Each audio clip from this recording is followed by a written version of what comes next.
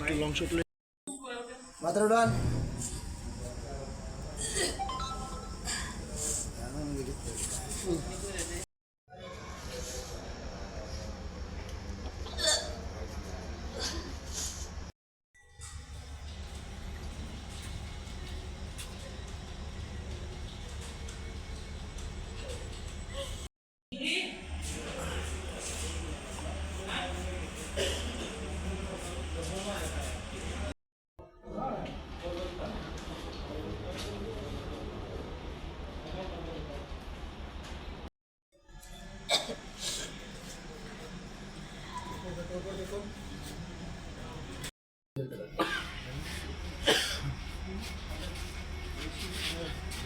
একটু উপরে যান।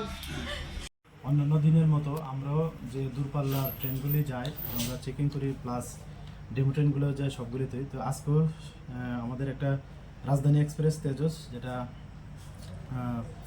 বিকালবেলা গিয়েছিল, তো এর আগে 3টার দিকে আমরা 3জন লোককে ডিটেন করি।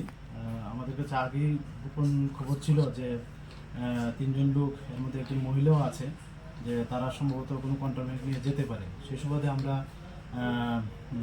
আগরতলা জিআরপিএফ প্লাস আরপিএফ মিলে আমরা একটা অ্যাম্বুশের মতো কিছু আমরা পুলিশি পোশাক প্লাস কিছু সাদা পোশাকও আমরা বেরিয়ে পড়ি। তো আমরা ওই 3জনকে আমরা ডিটেন করেছি এবং তাদের কাছ থেকে একটা ট্রলি ব্যাগ, একটা পিটু ব্যাগ আর 2টা হ্যান্ড ব্যাগ পাওয়া যায়। তো এগুলির মধ্যে গাঁজা ভর্তি মোট 27টা প্যাকেট। তো তারপর আমরা এটা ওজন করে দেখলাম, এগুলির ওজন 46 কেজি। আর এ নিয়ে আমরা একটা মামলা নিয়েছি আমাদের জিআরপি থানাতে। কালকে তাদের মহামান্য আদালতে প্রেরণ করা হবে।